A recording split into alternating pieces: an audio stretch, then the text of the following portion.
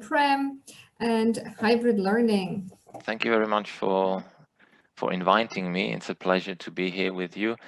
And I will be monitoring the chat, but as with other sessions, we'll have a Q&A session at the end. However, I will ask you to have your mobile phones ready for 2 occasions, if possible. If not, you can also do it on the computer. Okay, what's going to happen in the next half an hour? We're going to actually establish what are hybrid lessons. And I'll be talking about our context here in Bergamo in our language school. I'll be mentioning the technology that we need or we've been using successfully to run hybrid lessons. Again, this is what works for us. In our context, you might have other tools, but if you're wondering what could work, hopefully this will be helpful. Then one of the biggest issues is about classroom management. If you have some students online and some students face-to-face, how do you manage this? So based on my observations of lessons and talking to teachers and teaching myself, I've put together a couple of pointers. And finally, we'll talk about why hybrid lessons, why actually are we bothering with them and who can benefit from them. We'll close with the Q&A session. I say hybrid lesson or hybrid learning, and you say probably horror, terror, I don't know how, impossible. Let's try. We're not going to use the chat here, but we're going to use a tool that you've probably have used before, and you will need your mobile phone and go to menti.com, Mentimeter, and use the code 2660948. And once you join in, you'll be able to see get ready. I will do it on my phone as well. So I see 2660948 and I submit.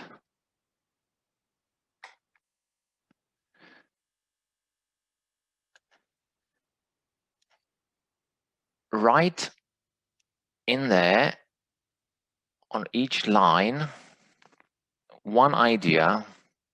When I say hybrid learning, you have 3 lines. It asks you for 3 words. Give me ideas. The code is at the top of the screen. Elmira, I'm sharing the Mentimeter screen, but you see the code at the top where it tells you where to go.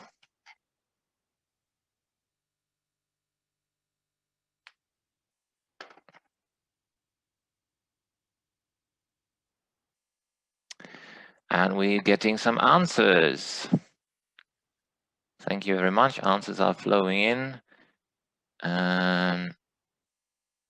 Zoom flexibility. Challenge. That's the word I often hear. Confusing. Yes. Possibly too. And look at the word cloud being built. New things, innovative. I like these. How to involve all? Yeah, that is the question. Zoom to classroom. Great. Excellent. Thank you. I'll give you 5 more seconds. Fun. And quiet, interesting, quite the opposite. I can imagine if something is fun, it's generally loud and energetic, but we also have quiet there.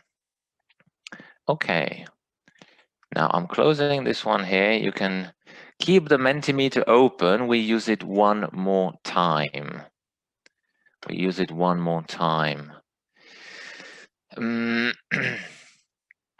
Yeah, so hybrid lessons are exactly everything that you've said. And in our context, we distinguish two different types or modes of hybrid lessons. One is the full hybrid lesson, which means we have groups where there are, for example, 6 students face-to-face in the classroom, and at the same time we have 5, 6 students online, which means it's one big classroom together, half online, half face-to-face. And these are the lessons I'll be talking mostly about. The other type of hybrid lessons that we have is, I call them quarantine hybrid lessons. And it's mainly when one student or a parent phones in, my daughter is in quarantine because of COVID. Can she join the lesson? Or can I join the lesson? I don't want to miss it. And it is also possible. So I'll be mainly talking about the full hybrid lessons and briefly touch upon the quarantine lessons, but we can talk about them during Q&A as well. So all these words that you said before, fun and quiet and challenging and mixed, we need technology. Obviously, we need technology because we are online for some of the students and face-to-face for the other. I'll just show you the overview of the tools that work in our context and then briefly mention each one of them. If you want to take a screenshot, or you can take a screenshot of these tools.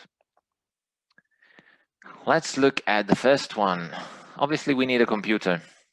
For online lessons, you need a computer.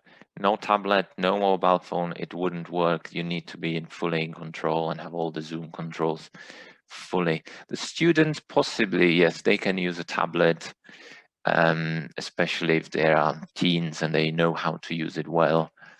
But I would recommend computers. And doesn't need to be super special, brand new computer, anything will do. The other one is an IWB, interactive whiteboard, or a projector. You can see two setups in two of our classrooms. The one on the left, you see the desks arranged before COVID. It's an old photo, but we have an interactive whiteboard. And the computer is either next to it, you can see a laptop, or you can have, we have a small computer at the back, and Zoom is running on the computer. And the way I'm sharing my screen now, I will be sharing the screen on the big computer. So what the students in the classroom can see on the big screen is exactly the same as the students at home can see. If I don't have an IWB, projector and a whiteboard will do, as we can see in this setup. This classroom is a bit more low tech, but it does work with teenagers and with other students as well. Zoom, obviously, one of the main reasons for Zoom is breakout rooms. We are waiting for Microsoft Teams breakout rooms or Google Meet breakout rooms. I think they are there now if you have a paid account, but Zoom is the go-to tool as we are using Zoom now at the moment. And here you can see if the teacher does not have an interactive whiteboard, that instead of writing on the board, you can use a Word document or also a Google Doc, but you need somewhere to show the students in the classroom and also to the students at home. A webcam. As you saw in the previous photos, the students at home can see the classroom, they can see the teacher, and it's not just like me now talking to lots of names and black screens, which feels a bit stressful because I don't see your faces. I don't have any response and feedback. Thank you, Alexandra, for smiling. And yeah, it is much better. So we need a webcam in the classroom so the students at home obviously can see what's happening. And finally, one tool that we bought specifically for hybrid lessons is this little €50 external speaker and microphone. It can be Bluetooth connected or USB. And if you position it in the middle of the room, then it picks up the sound really well. So the students at home can hear every single student when you ask them a question. They can hear them really well at home. And also when the students at home speak into their microphones like I am, everybody in the classroom can hear them. So we're blending the two worlds, the online one and the face-to-face together. This is our setup. If you look at the promotional photograph, it looks much nicer with professionals, but you know, the real world is not people sitting on nice sofas wearing nice clothes. The real world is teachers and students wearing masks, and the DOS in the corner on his laptop trying to figure out what ideas to steal for his session for an online teacher training day. Final tool is ActiveInspire. You might ask, what is ActiveInspire? And I will say, well, look, this is ActiveInspire. I'm not using PowerPoint on purpose. I'm using ActiveInspire as this software designed for interactive whiteboards, for Promethean whiteboards, but I'm using it now on my laptop and I don't have an interactive whiteboard attached. I use it for all my online lessons and also for my face-to-face lessons, because I can put pictures, I can put blocks, I can put words around, and then I can move them around. In the past, if students were allowed to come to the board and move things around with their fingers, it was much more interactive. But now generally I do it or the teachers do it. And the big advantage is if I have ActiveInspire running on the interactive whiteboard and I'm standing in front of the board with my pen as a teacher, I don't want to type all the time. I'm in the classroom. Sometimes I just need to write something quickly. So I go to the board with the pen for the whiteboard and I write, hello. It's not the same as writing with the mouse, of course, it's much better, but I'm writing on the board for my students in the classroom. And at the same time, students at home can see what I'm writing. I don't need to type. I don't need to open a Word document that I share. I just have a blank whiteboard. If I want to delete, I delete. If I want to bring some other objects, I can move them in, I can hide. And it's great software, great tool that I use. It is free. You can just type in Google ActiveInspire download. The free version is a little bit limited. Some of the tools that you can see at the top are not there. But if you have Promethean hardware, as we do, you saw the interactive whiteboards, we receive a code, activation code. But even the free version works fine. And yeah, it's more like interactive PowerPoint. You can build blocks. And if I want to give control to a student at home, I just click on the remote control at the bottom of my Zoom. I give someone control of the mouse, and then they can organize the words and put them in two groups as feedback if they finished quickly. So it allows for the interactivity and, again, blending the two worlds together. The key principles. And here I'm talking about full hybrid lessons, which means more than one student at home. We have 4, 5, 6 students at home and 4, 5, 6 students in the classroom. It is one classroom, it's one lesson, 2 modes of delivery. The key question is, do we keep them separate, like talking to these students in the classroom? You are my face-to-face students, and then I go to the computer. Or do we try to mix them up? My strategy is try to keep them separate if you have to, and for some parts, I think it's easier. But for some other parts, it's good to mix them up so they feel they are one group.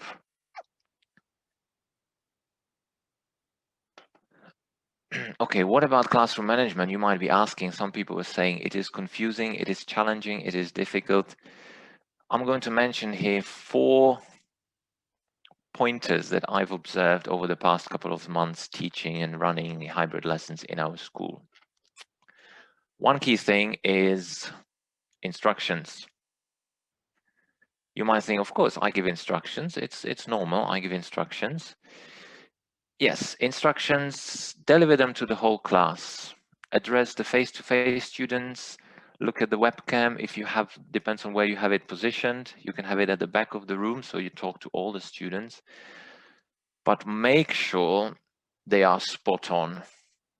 And make sure you check them, especially if you are setting a task that students have to do something in pairs.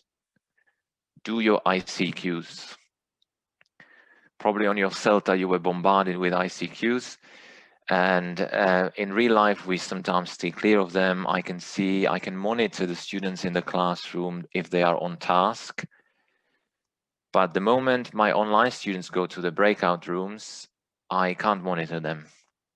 And when teaching fully online, I found myself being more conscious about instructions and checking them and having them on the screen sometimes as points. Number 1, do this. Number 2, do this. But when we are actually in the physical classroom with students on their chairs, we might forget about the online students. I set the task, you go breakout rooms, and I see, oh, what were we supposed to do? The students ask me, but in the breakout rooms, they might be asking each other, sorry, I didn't really get it. So make sure they are spot on and you check them. Because once the students are in breakout rooms, of course you visit them, but it might take a minute or 2 for you to get in and they might be lost. Number 2 is the actual task. So I've given my instructions, I set it up. Key thing is make sure that the students in the classroom can start the task and then go and fiddle with your breakout rooms and send the online students into the breakout rooms. Because if you give the instructions, give the ICQs, and then you turn around, send students to the breakout rooms. And I have witnessed the students in the classroom are sitting on their chairs, looking at each other quietly, and they're not doing anything. And there's dead silence for 15 seconds. Teacher sends the students into breakout rooms. Oh yeah, you can start, go. So I would focus on the students in the face-to-face classroom. They have to start first. And the students online, they know that it takes 5 seconds, 10 seconds to open breakout rooms and for them to be sent to breakout rooms. They know it. The students face-to-face, they might feel it as, why am I wasting time? What am I doing here? So students in the face-to-face class should start first. When you're monitoring, obviously you monitor face-to-face, they are on task, you listen. It's easier to listen to everyone. If you have 6 students, yes, they are talking about this. When you're joining a breakout room, maybe you're sitting by the computer, switch off your microphone, because the students in the breakout room, they don't want to hear all the noise from the classroom because it will disrupt them. So when you go into a breakout room to monitor, switch off your microphone. And if you need to interact with them, you switch your microphone on. But for example, that little speaker that I showed you before, it has the button on it. You can easily switch it off, on, or you have it on your Zoom. And finally, when you're closing the task, for example, I'm talking about pair work, students are almost finished. Students in the classroom have almost finished. I need to close the breakout rooms first. I need to bring the students from the breakout rooms in, and at the same time, my face-to-face students finish. Because again, we don't want the students in the classroom, they finished, they dried up. If I only have face-to-face students, I react. All right, share, what did you talk about? Or I rearrange them. But then I go and I switch, bring the students from breakout rooms. I have my timer, 10 seconds, 30 seconds. And again, the students in the classroom might be sitting there waiting. You don't want to do feedback just with half of the class.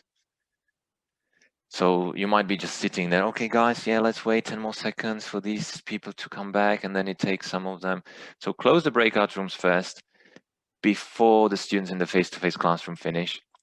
It is true that the students online will probably get a bit less time for their task because they have to go into breakout rooms, they come back, but it's the same as when we teach online. The students who have chosen being online, they know this is inevitable.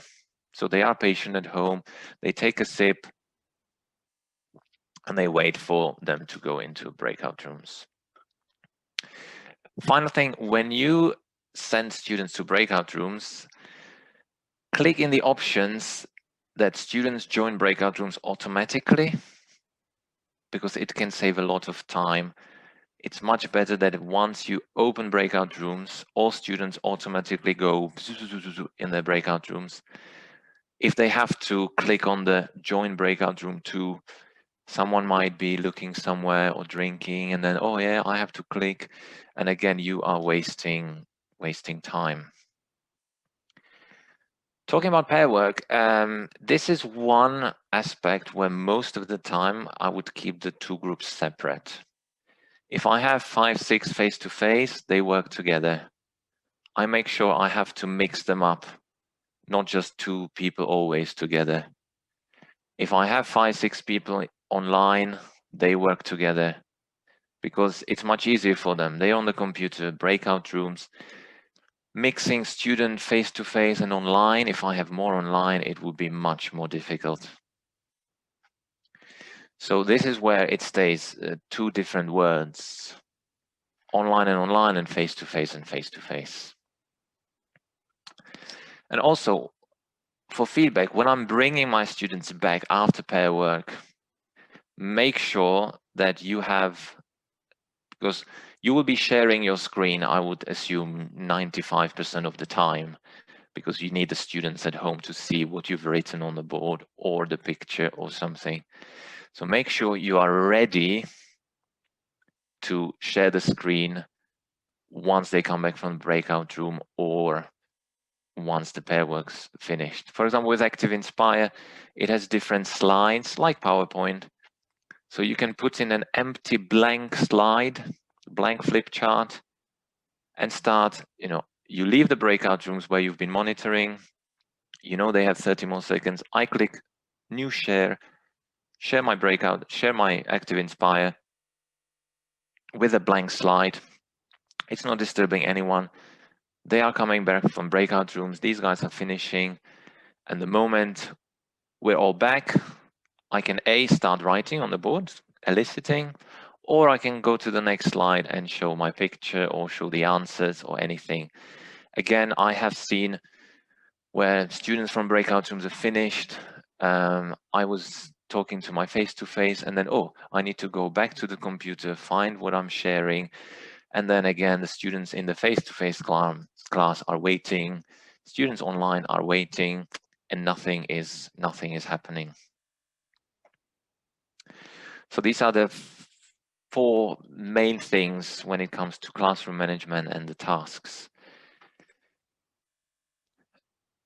The question has been, face-to-face or online or mix. One of the tools that you can use to mix these groups, especially for brainstorming or generating ideas, is everybody has a smartphone. Obviously not primary students sometimes, but teenagers, adults, they will do. So using Mentimeter is a great tool to bring the ideas together. And we'll try again. One more. You are all online. I don't have any students or any teachers here in my bedroom. And in your Mentimeter, it should look like this. Get ready, because I haven't moved to the next slide. And I'm going to ask you a question. Please answer the question in the Mentimeter. And the question is, if you weren't attending this online training day, what would you be doing right now? You should see it on your mobile. Please write your ideas.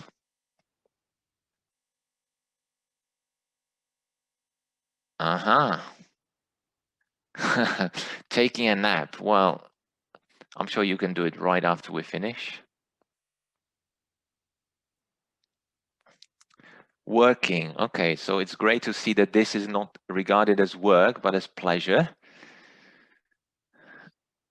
Or is it working as well?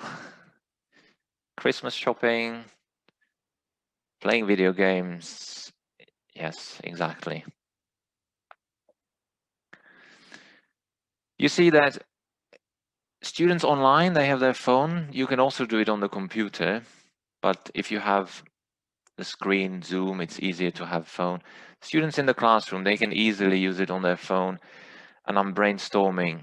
It could be used for gathering feedback on activities. I can ask a grammar question. It could be keyword transformation. It could be, I could show a picture and they write the words. And it's quite easy for anyone to have it open on their phone and just write the answers. The problem with Mentimeter is you can have as many slides as you want without questions, like the one now that's been displayed, the one thank you, or the ones before get ready. But you can only have 2 questions. There are different types of questions, but in one presentation you can only have 2 slides with questions. But there are other tools like that. In the chat, now let's go back to Zoom because we are all fully online. Do you know any other tools that could be used really easily, both for students online and especially for students face-to-face who don't have a computer and who need to use it on their phone? I can see word wall, Google Docs.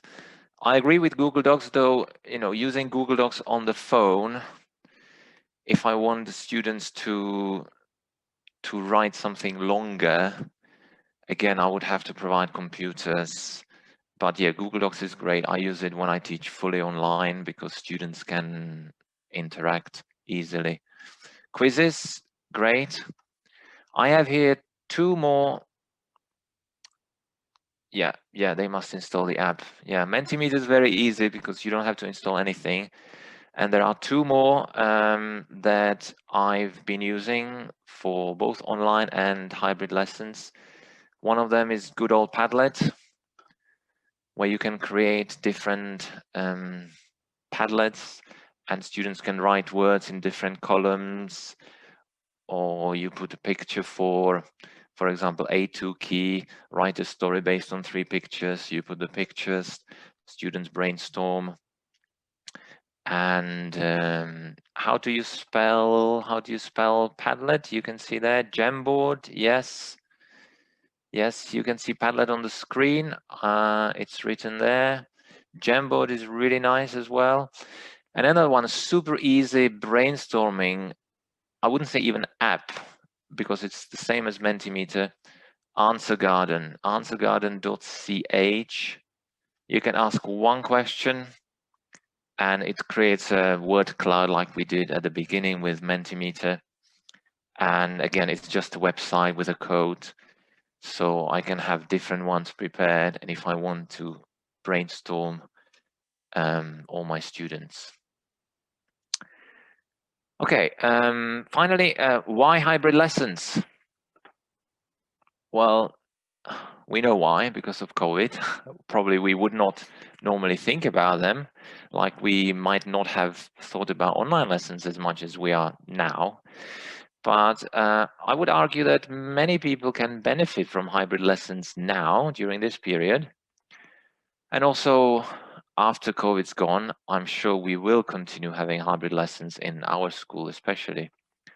To reduce absences, exactly. The students can benefit from them a lot. They can't come, so it's the quarantine hybrid. The parents call, the students call, I can't make it. We have the setup, we have the Zoom, we have the computer, and we're ready to accommodate that request that students don't miss a lesson.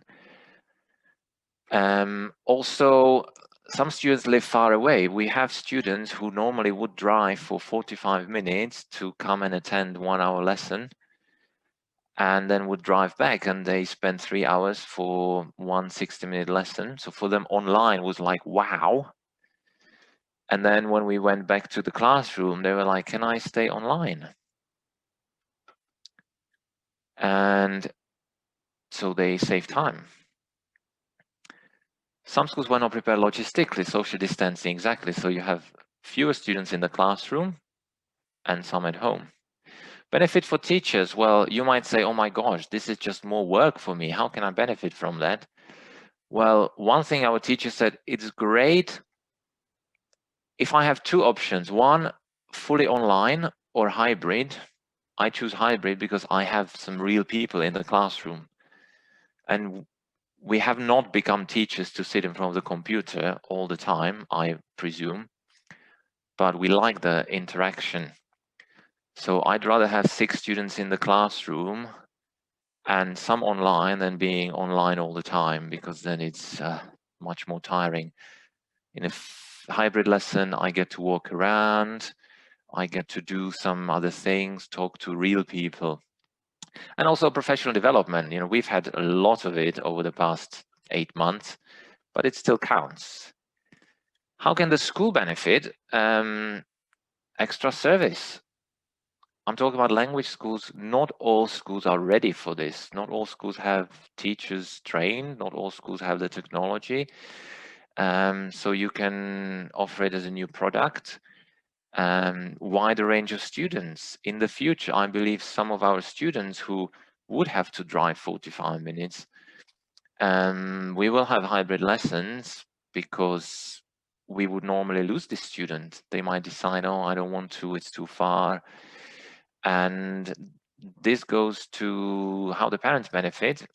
If the parents have to, which is our case, because public transport here is not really good, everybody drives. We have students from villages all around. They save time, they save money. Why? As Ella said, to reduce absences. If my child is in quarantine and can't attend language school English lessons that I'm paying hard-earned money for, I'm losing money, because my child is not getting what I'm paying for. If my child can join in, at least one, you know, he or she is the one student on the webcam, I feel, okay, my child is not missing out. I can save time because I'm not driving there. If the school offers hybrid, we decide, okay, you'll be the one going online, because we don't have the time to drive you. And also, sometimes you might not open a course. At the beginning of the year, we had the same group, same level, 3 students, I only want online. 3 students, I only want face-to-face. It's not possible, it's not financially viable to have 2 different groups, 3 students, 3 students. We need minimum 4, 5. So if we put them together, we can offer this group, so everybody's happy. Otherwise, we would lose maybe all 6 of them. Or we would open the face-to-face hoping that in a week or 2, 1 or 2 other students would join in, but we would lose the one who just can't make it because they live far, because for other reasons. So I think there is quite a lot that everyone can benefit from. And yeah, it's not been easy. It's not been, okay, yes, let's do it tomorrow. The first lesson, one of my teachers, one of my colleagues, one of our teachers, the first hybrid lesson he did with the student that you saw before, he said, this has been the worst lesson ever in my life. I did a terrible job. Oh my gosh. It probably was, because I think out of 90 minutes, maybe 20 minutes was dead time, and students were not really sure. It was very slow. I saw some of the lesson. It was very slow. And it was like, it's not online and it's not face to face, so it doesn't work. And then we said, okay, let's do it again. Let's do it next time. What do we have to work on? And after a couple of weeks, I believe personally that it is a product our school can offer in the future, and it's a good product. If you have the right people, the right mindset, the technology, the tools, the students need to know what to expect, I believe it is possible. Okay, I've run out of my half an hour, but I believe we have some time for Q&A, so take this as 6 minutes out of my Q&A. I can see Alexandra from Romania. Bună ziua, ce faci? I hope you're fine in Romania. The situation's not been great, I know. State schools, I know, here in Italy as well. And two issues I would see with state schools and going hybrid is teachers often not enough training, they don't get training, and they are like, oh my God, what do? I have 30 students, so the number of students. And also, many of them are using Google Meet. And I'm not sure what the situation with breakout rooms there is now. And if you have 30 students, still no breakout rooms. Yeah. If you have 15 students together online or 30 online, it doesn't really make a difference because you have 30 people on the screen. What do you do? So you create another meeting and another meeting, and then you can logistically create parallel meetings and send them in. But it is much more difficult. And I know that our context as a private language school is much easier. It is easier. Fewer students, we have the technology, and our teachers are ready to take on challenges and have better training initially, actually, to start.